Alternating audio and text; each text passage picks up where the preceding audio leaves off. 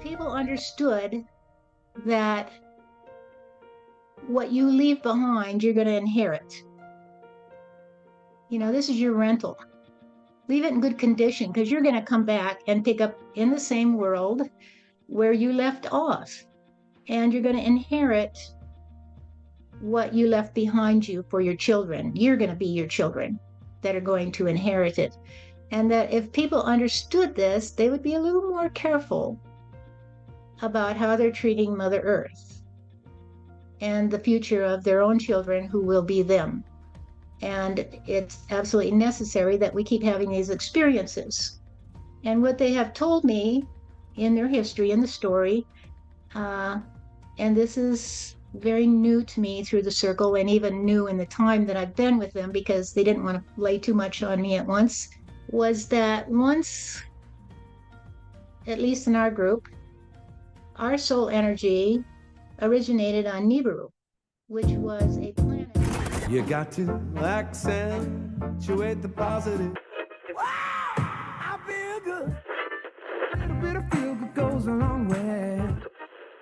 You're listening to Karen Swain, teacher of deliberate creation, accentuating the positive, showing you a way to a better life. Accentuating the positive, it's not just fad, it's sanity. Who in their right mind would accentuate anything else? If you feel like that's what you want to do.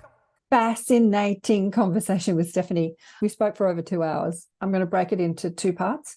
So we're going to focus on reincarnation and Stephanie's story, which will be the bigger section on the first video. And then we're going to go into climate change. Can't even say that word on certain platforms, but we're going to go into earth changes, the future, what's happening in the future, according to the Circle of Love and Steve and Thomas Jefferson and people she's chatting to through the portal of the Circle of Love in the second one. And there's some interesting things she says about people in that one, which I don't know will be able to be uploaded on all platforms. So I'll have it on different platforms, Rumble and BitChute and Odyssey and all those different platforms that I'm on exploring.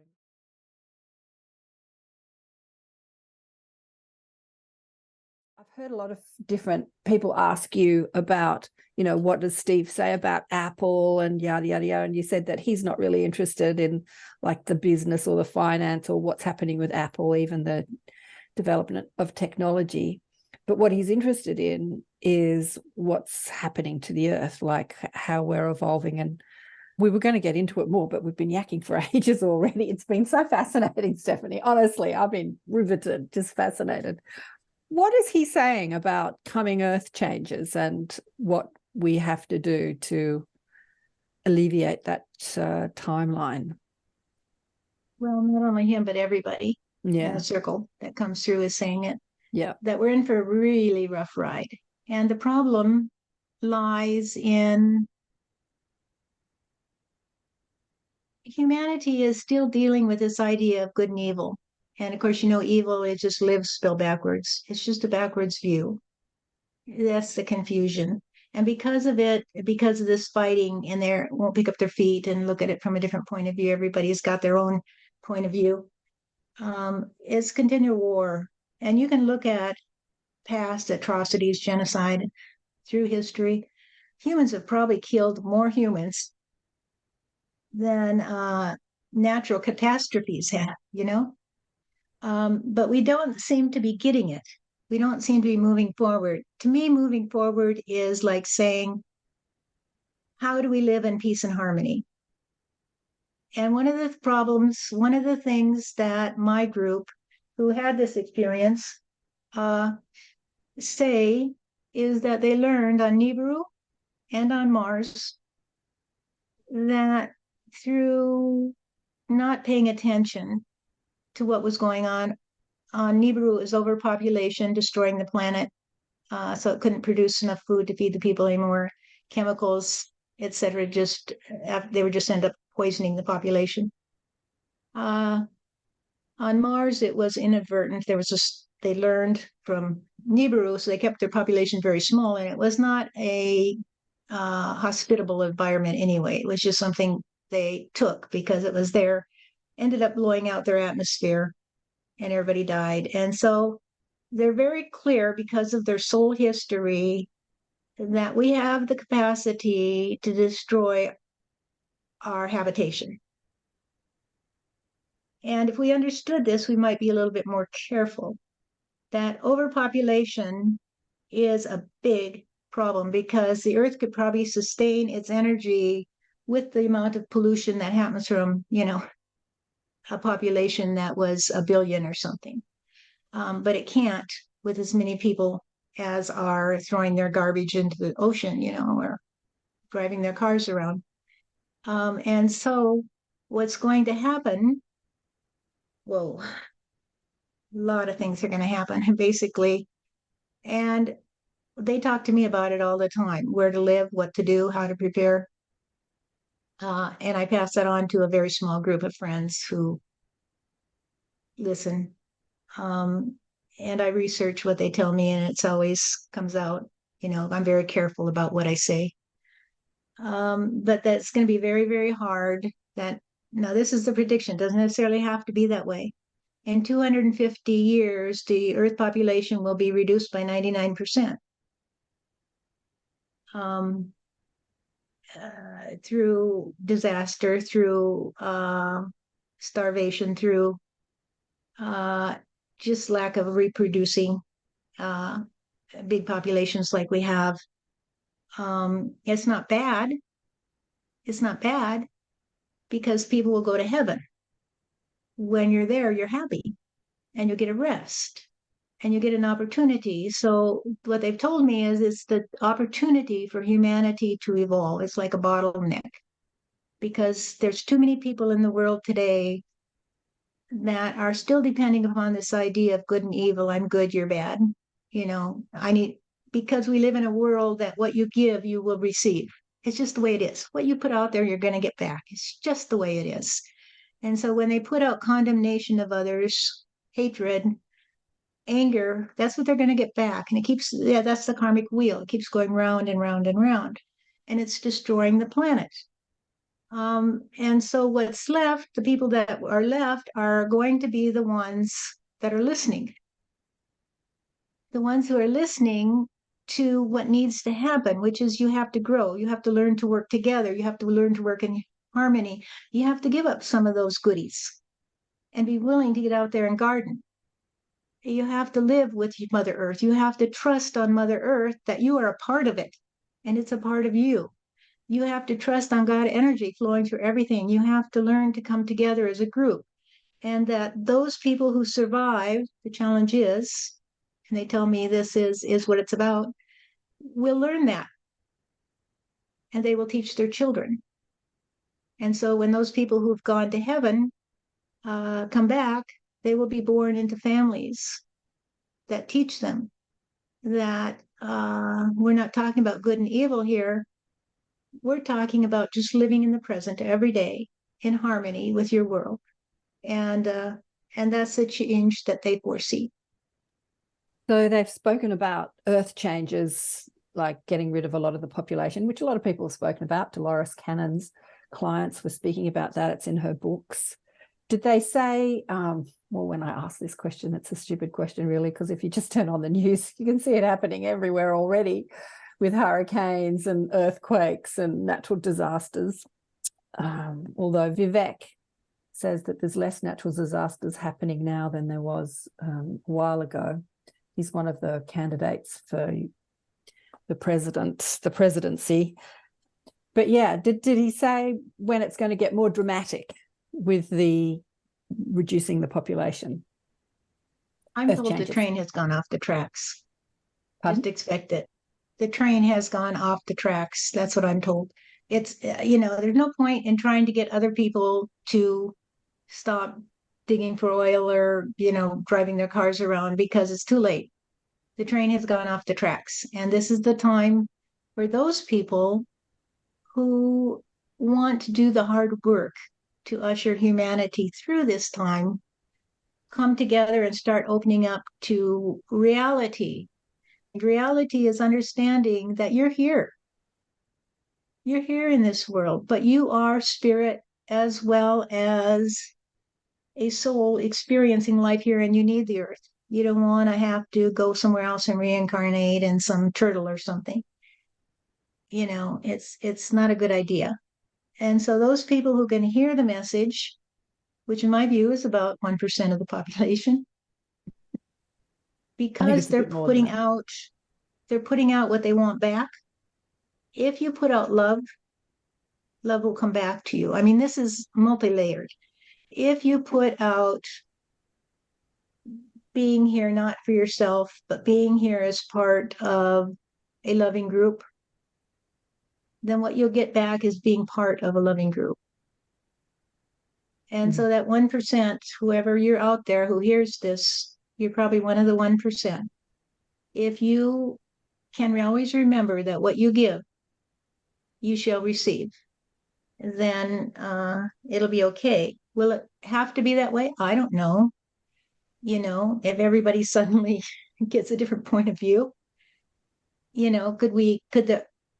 because God energy flows through everything, through the earth, through the trees, through the bees. It's constantly interacting. It's the way it works. Could things change if everybody started living in a loving embrace with each other? Possibly. But I trust that the ones who do hear this message and who do realize it's too late, you can't make anybody else do anything. You can't make anybody else do anything. It always begins with me and ends with me. And so you can be in a group and be an individual, but you can work together, you can share. And when everybody does that, those people who hear it, who are willing to step up the plate and say, okay, I didn't create this mess necessarily, maybe some parts of it, I did my share, but I'm going to help clean it up. Well, as you know, I sent you a lot of videos about people who are doing just that. There are many people doing amazing things in the world, like cleaning up the mess. I think that the pollution, the mess, there's a Netflix documentary called Broken. There's another one by the same group, I think it's the same group, called Rotten. I think Rotten is a 6-part series and Broken is a 4-part series about what's broken in our world. And the thing that gets me all the time is the plastic pollution. I mean, the plastic pollution. When you see how we're just filling up the world with plastic pollution, and this plastic doesn't biodegrade for hundreds, sometimes thousands of years, I just think to myself, what smartass thought it was a great idea to create a product that you're going to make pretty much 80% of everything out of, cover your food in, that doesn't biodegrade. I mean, where is it going to go? And you just keep making it and keep making it and keep making it. And what dawned on me watching this documentary with this plastic pollution, the recycling, what do they call it? The recycling scam, that recycling's not doing anything, is that it's made out of oil, petrochemicals. So like all these electric cars, are supposed to stop the oil trade, but the oil trade's more about the plastic than it is about the petrol in the car. It's crazy. But and they showed this massive petrochemical plant in Texas, it's like the size of a city that makes this stuff. And when they were filming it, the security guard came and asked them to go away and not film it, which I thought was interesting. Like, imagine that massive plant turning into a factory that made plastic out of, psyllium husks, and because there's so much stuff that you can make plastic out of that's biodegradable, that's plant-based, and lots of people are doing it. They're just not doing it on a massive scale. They're still making plastic out of petrochemical. Yeah. Anyway, it's interesting. I read an article, I don't know, the other day about the microplastic in the food, in the gardens. I know. It's everywhere. It's everywhere. In the ocean, in the fish, in everything. Mm-hmm. And when I have questions, like I say, I go to Thomas. And what does he say about it? I think it was Steve. Huh? What does he say about the microplastic, Thomas? Well, I didn't ask him about that, but I asked him about lots of questions. But the one that was, it really, I didn't want to think about it. I mean, I've been aware of the problems with overpopulation and pollution since I was in college, of course. A lot of us had. But what do you do about it? You know, you got to get through your life and do the best you can and recycle your stuff and, just don't drive a lot, whatever. So I just didn't want to think about it because what can I do? You know, like a lot of people probably. And then one day, I think it was probably at the end of May or June, and Steve Thomas says to me, Steph, the train's gone off the tracks. It's over. Things are, this is the summer, everything changes. And I said, what are you talking about? He said, it's the summer that, human caused earth changes. And it's not just about the climate, it's about changing the structure under the earth as well through removing minerals from it. It actually, everything in the earth has a balance. The energy has to balance, and it's created that balance over millions and millions of years. So when you start fiddling with that balance on a big scale, the energy is going to shift. It's like the butterfly's wings eventually caused the typhoon, everything is going to shift because everything is connected. So anyway, he was talking to me because the Antarctic ice is unseasonably low at this time of the year. So when they told me that, I said, oh, so I went and researched, and all of a sudden I was like, all the scientists are saying, the trains at the same moment, all the scientists were coming out and saying, look at the Antarctic ice, everything's going. So he talked to me about his theory of what's going on and why the Antarctic ice is not freezing. It's So when way you say below when you normal say freezing. he, who are you talking about now? He as in Steve, or he as in Thomas. So when you So say he's he talking said to me about you said Go this ahead. summer, are you talking about the summer that you're going into now, or are you talking about when you were talking to him? I'm talking about this summer in Coming about early June Okay, is when so they told me that. because your summer is our winter, 2023. 2023. Okay, go on. Mm-hmm. This is the summer. So I started looking it up, and all the scientists are going, oh my God, we've turned into doomers. There's no hope. And I'm like, wow, you guys really called it. I wasn't even paying attention. And all of a sudden everybody's talking about it. And so Thomas talks to me about things like bicarbonate in the ocean and acidification of the ocean and stuff. And I'm like, he has his own theory of what's happening in Antarctica. And so I went and researched all the words because I didn't know what they meant. And sure enough, it all makes sense. It's not the same theory a lot of other people has, but it's a viable theory of what's going on there. And according to them, this is going to affect, in fact, that's why they wanted me to move out of Alaska, because they wanted me away from the Ring of Fire, the Pacific Ring of Fire. I'm not going to tell people where they should move to because they got to use their own intuition and stuff. But according to them, and I hate being a prophet, I just hate being a doomsday prophet. But according to them, we could expect volcanoes and earthquakes, pandemic, because, well, it's a spiritual thing. It's a spiritual thing because I listened to you one time and you're talking about how belief defines our reality, right? And it was your story about when you gave birth and the epidural, how you felt pain. You felt relief even before you got it. You thought you'd got it. You're like, oh my God, mind over matter. Yeah. But it's true. I've always known that medications were placebos, all of them. But it doesn't matter. If you believe in it, you have to believe in something. You have to believe in something. You have to have a story. Right. So have a good story, not a sad, scary story. Have a good story. So yes, if I go take an aspirin, it makes me feel better. And I very, very seldom take anything at all. But if I do, it makes me feel better because I believe it. Great. No, it worked. Yeah, exactly. Yeah.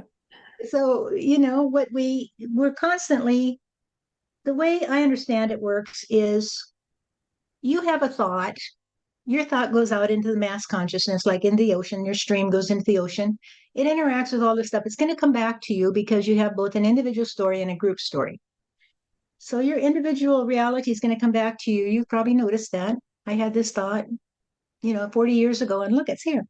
It comes back to you. Whatever you think, you're always going to get. Whatever you ask for is what you think or what you fear or what you desire. It's always going to come back to you in some way.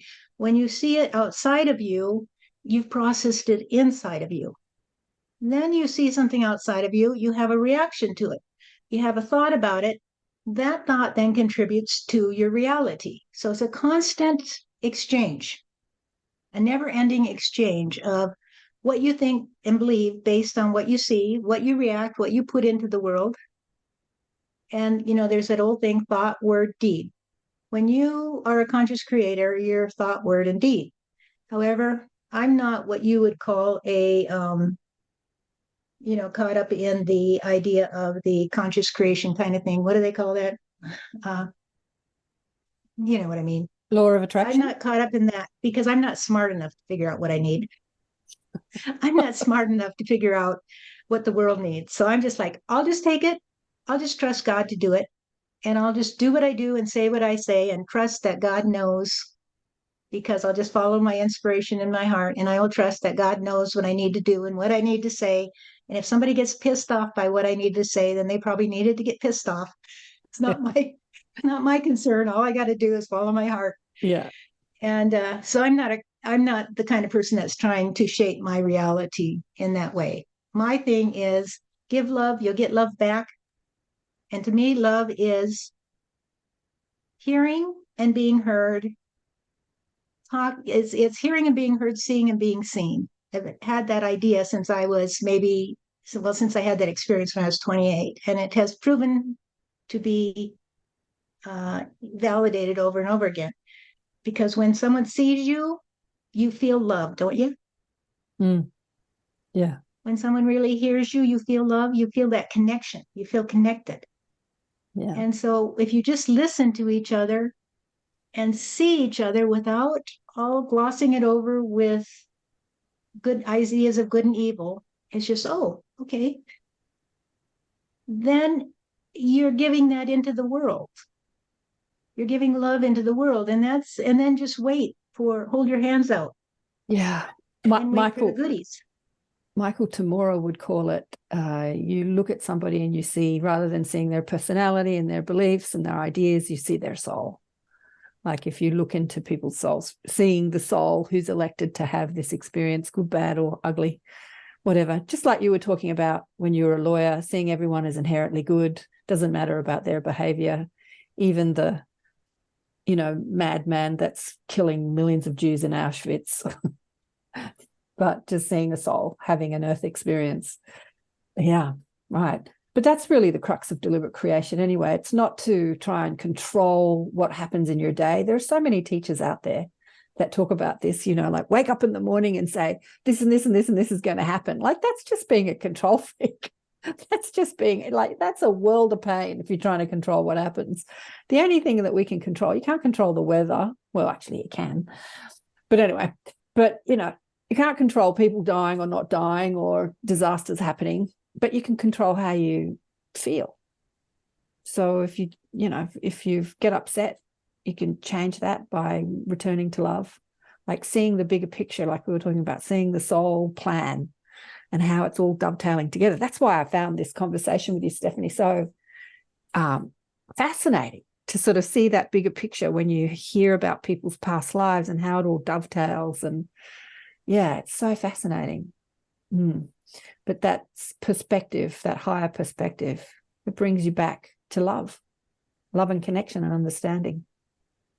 Okay, so the message from the Circle of Love, which includes Thomas and Steve, and I think there's Tobias is another one that you've identified. Is it Tobias? Tobias, yeah. A whole slew of identities. Is what is their overall message to us?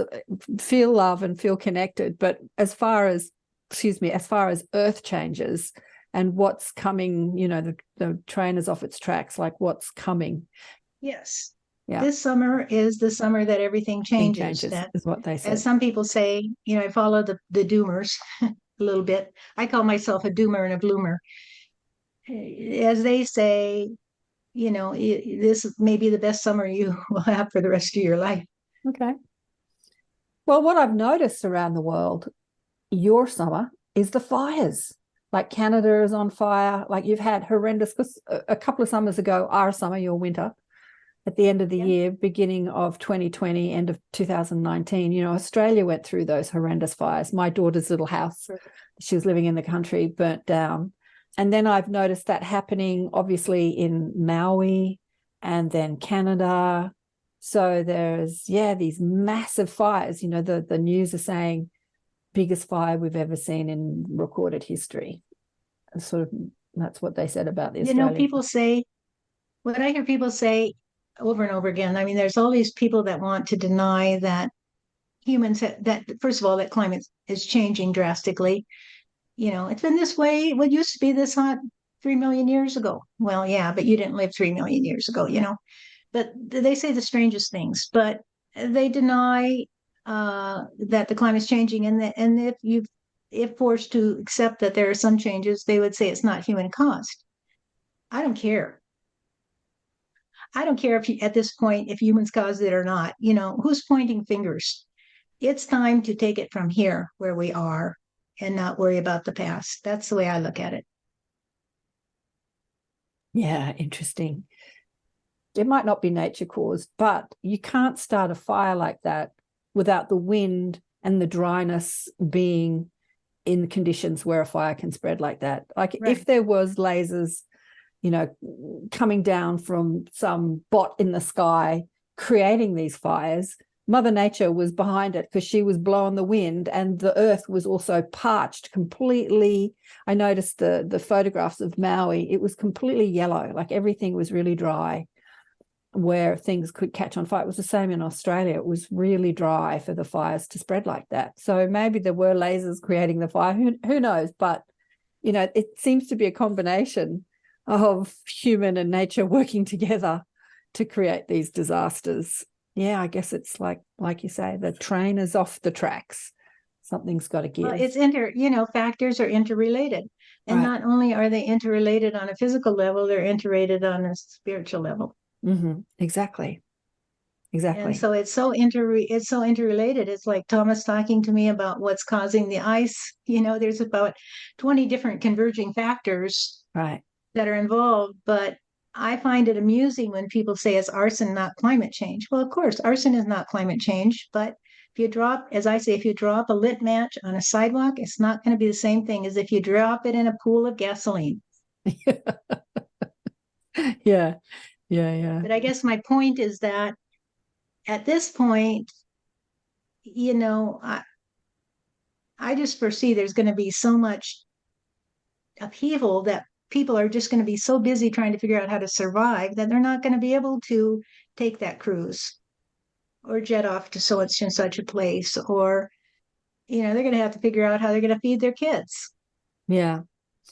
It's been a discussion that I've had a lot on the show, and people have said it's going to happen now, this year, it's going to happen.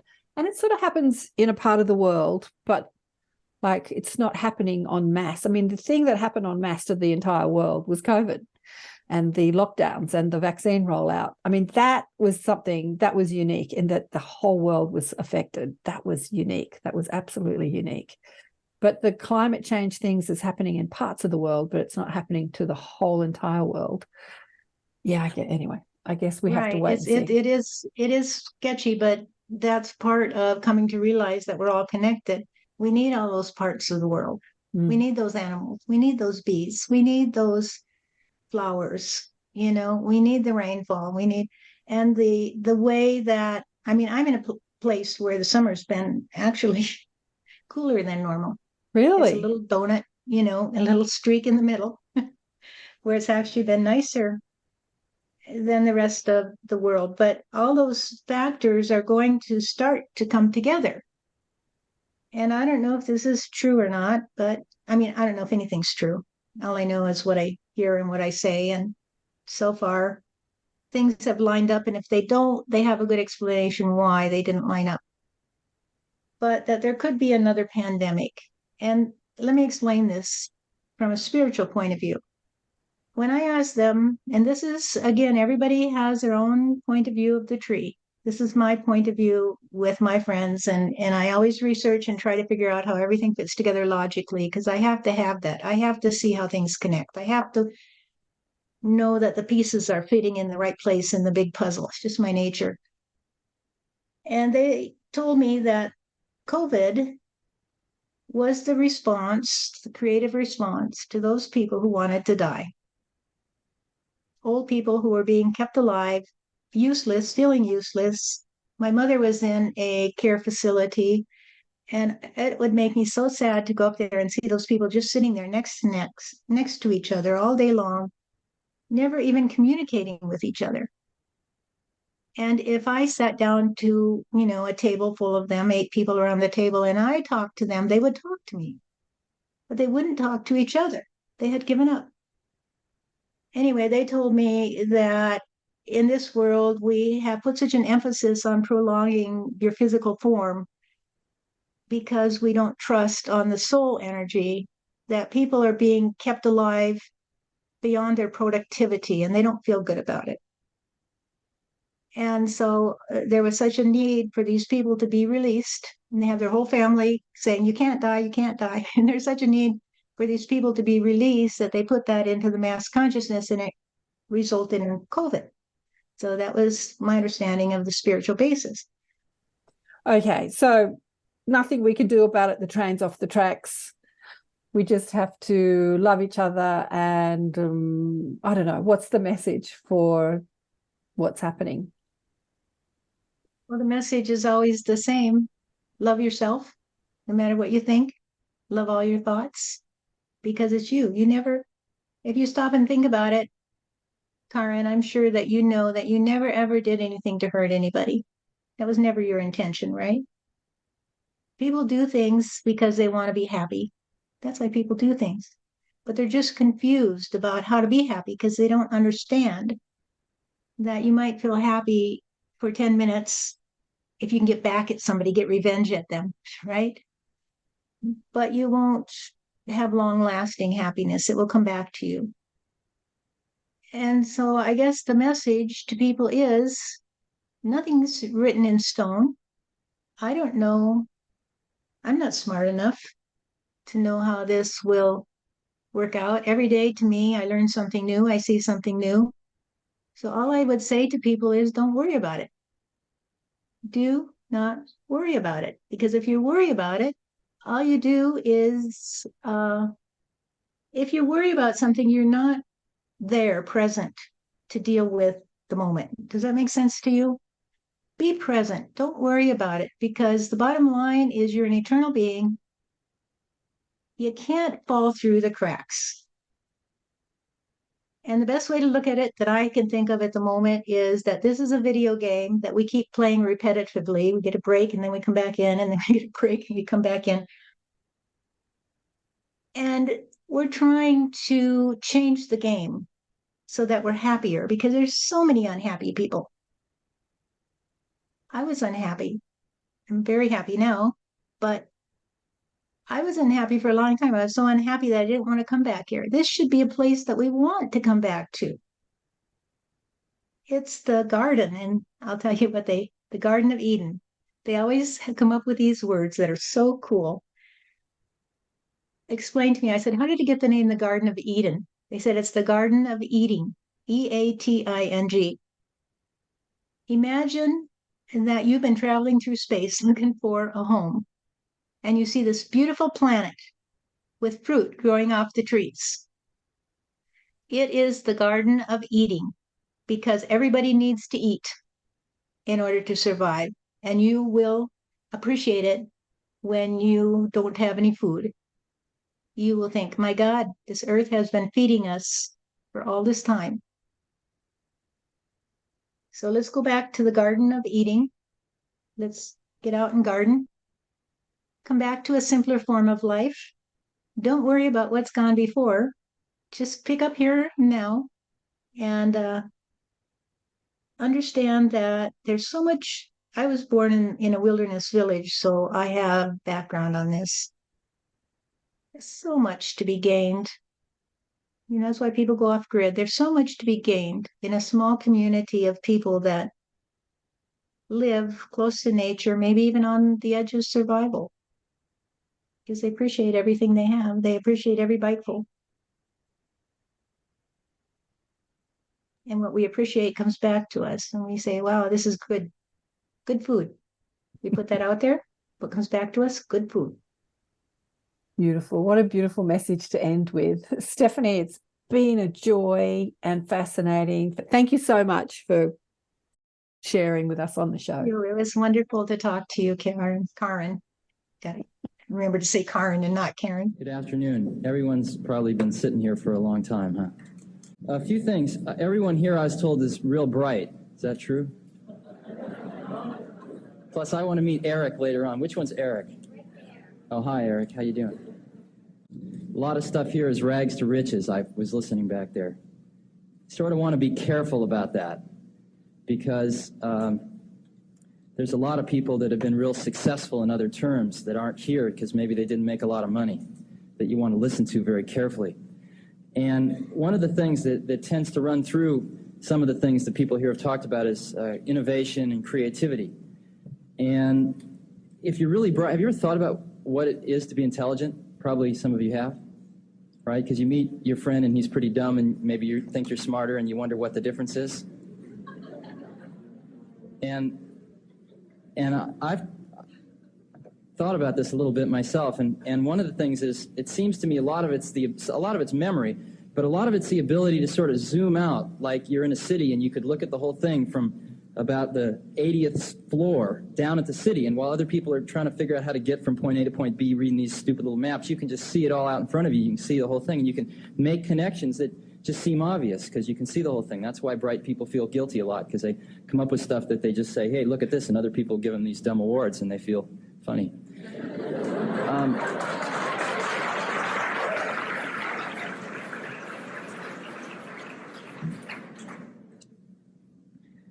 But the key thing is that if you're going to make connections which are innovative, you to connect two experiences together, that you have to not have the same bag of experiences as everyone else does, or else you're going to make the same connections, and then you won't be innovative, and then nobody will give you an award. So what you got to do is get different experiences than the normal course of events. And one of the funny things about being bright is everyone puts you on this path, you know, to go to high school, go to college. I've heard about some kid that's 14 on his way to Stanford, and that's great. That's sort of out of the ordinary.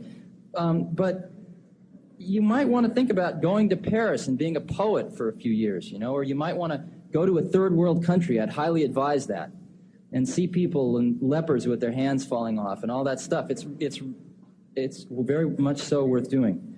You know, fall in love with two people at once. You know,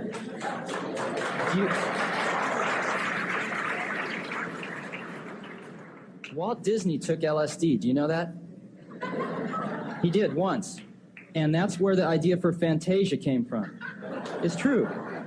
And you can go hear stories about all these people, and the key thing that comes through is that they had a variety of experiences which they could draw upon in order to try to solve a problem or attack a particular dilemma in a kind of unique way. And so one of the things that you'll get a lot of pressure to do is to go in one very clear direction and believe in God and all that other stuff. And that's great, but don't ever walk by a Zen Buddhist because of that. Sit down and talk and buy him lunch. And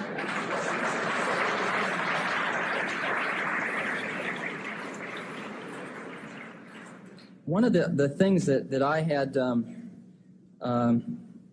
in my mind growing up, I don't know how it got there, but that the world was sort of something that happened just outside your peepers, and you didn't really try to change it. You just sort of tried to find your place in it and have the best life you could, and it would all just go on out there, and there were some pretty bright people running it. And as you start to interact with some of these people, you find they're not a lot different than you. The people actually making these decisions every day that are sort of running the world are not really very much different than you. And they might have a little more judgment in some areas, but basically they're the same. And once you realize that, you start to feel you have a responsibility to do something about it, because the world's in pretty bad shape right now. And I guess one of the things that motivates a lot of people that I've seen that actually get out and do something in any different field is that we all sort of eat food that other people cook and wear clothing that other people make and speak a language that other people evolved and use someone else's mathematics. And we're sort of taking from this giant pool constantly. And the most ecstatic thing in the whole world is actually put something back into that pool. And I think people from all the fields that maybe you've heard from here and a whole bunch that you haven't would express the same sort of feeling. It's the most ecstatic thing that I've encountered. So I would highly recommend it. And one of the major areas, I know probably with all this stuff I might not be invited back here next year, so I'll say it now.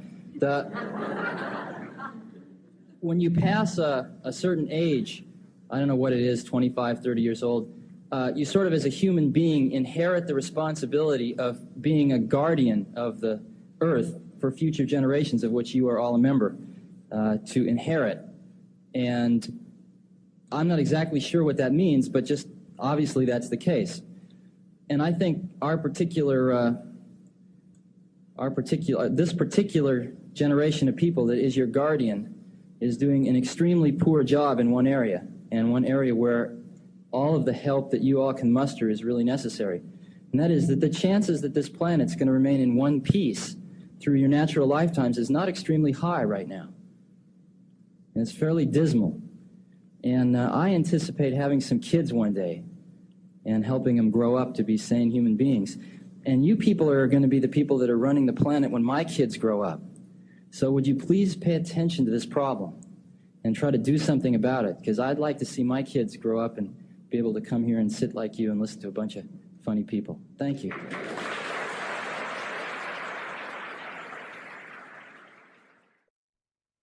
Wow. Incredible conversation with Stephanie Patel. Amazing. Just loved that. I hope you loved that. Let me know what you think. Yeah, let me know what you think. We had a lot more to say after we turned off the recording. Yeah, she was giving me a reading by Steve, and he had lots of amazing things to say. So we're going to get together again and I'll get a group together and you can ask him questions, and we'll get Stephanie to bring through Steve. He actually came through to me at the beginning of it, and I felt his energy really strongly, and he backed off. And during the reading that she did with me through Steve, she said, "Have you got anything to ask Steve?" And I said, "Not really." She said, "But he's got something to say to you." I said, "Oh, okay." He said he was laughing because when he came into my energy, he said, "I was laughing because she knew who it was." And he thought that was funny that I knew who it was. I'm like, of course I know who it was. And I thought, now I know why I'm wearing all black and like the t-shirt material. I used to love wearing that whole black look. With the t-shirts, and yeah, and he had a lot of other things to say. It was really interesting. But if you'd like to join us in the Inner Sanctum and have a chat with him, please sign up on karenswain.com/Inner Sanctum. I'll bring Steph and Steve and the mob, her mob, Circle of Love, in to have a chat with us and continue the conversation. Thanks again for listening and watching, and I'll catch you next time. Big love to you all. Bye for now.